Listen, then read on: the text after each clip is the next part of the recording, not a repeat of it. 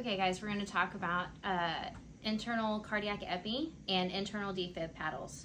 So when you're getting ready for your level 1 traumas, you're getting all of your equipment together.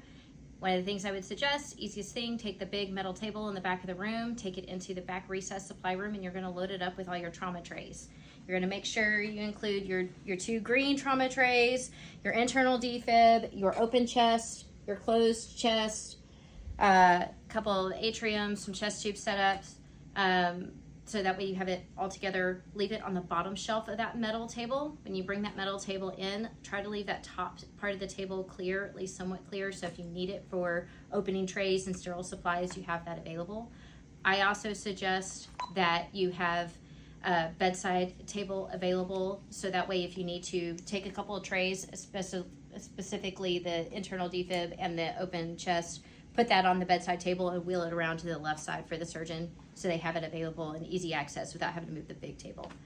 Also, with the internal defib paddles, you can use them with both this Zoll monitor and the Zoll monitor that's on the table in the rooms. I'm going to go over using the transport monitor, just that way you can have it with you in case if you have to take the internal defibs while you're still going up to OR or what have you. It's easiest with using this monitor. So, if you are opening the chest, you're going to anticipate that they're going to want the internal defib paddles. Remember, these are sterile trays. So when you go to, you can open it for the surgeon. Make sure the surgeon is the first one to reach in with their sterile gloves. When you pop the tray open, it's going to have the paddles and the wire available. Let the surgeon with sterile gloves grab the paddles out.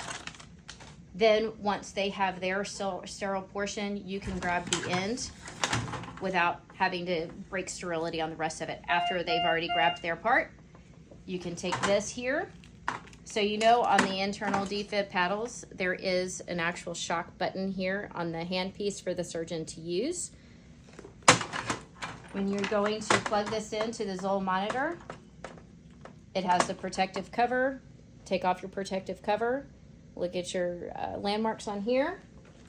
Take for your pads connector on your Zoll and check for the long piece here. Check to see that they match up. Match your little 3-ring piece together and it will plug right in.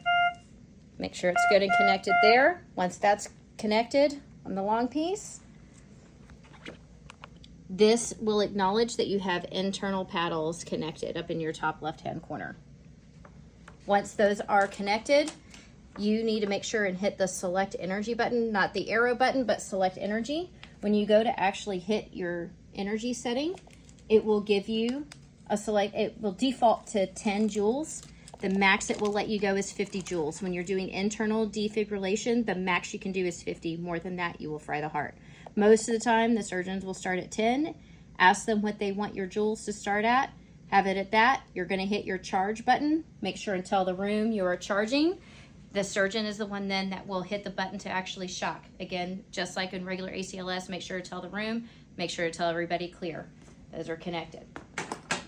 When you are doing the internal defib and you actually have the open chest, you're going to anticipate that you're going to do intracardiac epi. The pharmacist is one that will usually help with that. Normally, I've always been taught you want to use the multi-dose vial. That way it's 1 milligram to 1 ml of cardiac epi. You're going to use the standard ACLS dose, 1 milligram. You're going to make sure and have a syringe. It can be any size. You can use a 3 syringe, a 10 ml syringe, whichever, and a needle out of the carts in the room. The smallest needle we have in there is a 25 gauge. You want to use the smallest needle you can find so you don't cause damage to the cardiac muscle. Don't use a blunt tip. Don't use like an 18 gauge. Use the 25 gauge that we have available. You can technically use your ACLS 1 milligram in 10 mLs. It's preferred you use the multi-dose vial, and that way it's only 1 ml of solution to use, so it's less. It'll be injected into the left ventricle by the surgeon. That is a surgeon procedure. Just make sure you have the supplies available for the surgeon.